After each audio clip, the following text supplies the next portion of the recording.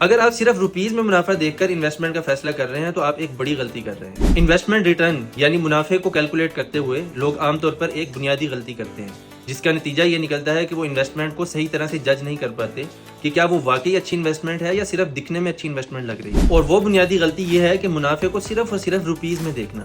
آپ نے اکثر لوگوں سے سنا ہوگا کہ مجھے فلاں پلاٹ میں 10 لاکھ روپے کا منافع ہوا، یا مجھے یہ سٹاک 25,000 روپے کا پروفٹ دے کر گیا ہے۔ لیکن ریٹرنز دیکھنے کا یہ طریقہ صحیح نہیں، بلکہ صحیح طریقہ یہ ہے کہ آپ ریٹرنز کو ہمیشہ پرسنٹیج ٹرمز میں دیکھیں، کیونکہ روپیز میں ریٹرنز آپ کے انویسٹمنٹ سائز پر بھی ڈیپینڈ کرتے ہیں، جبکہ پرسنٹیج میں ریٹرنز صرف اور صرف اس انویسٹمنٹ کا اصل منافع آپ کو دکھاتے ہیں۔ چلیے اسے ایک ایگزامپل سے سمجھتے ہیں۔ انویسٹر اے نے ایک کمپنی کے شیئرز میں 10 لاکھ روپے کی انویسٹمنٹ کی اور اسے اس میں 1 لاکھ روپے کا منافع ہوا، اور انویسٹر بی نے اسی کمپنی میں 2.5 لاکھ روپے کی انویسٹمنٹ کی اور اسے 25,000 روپے کا منافع ہوا۔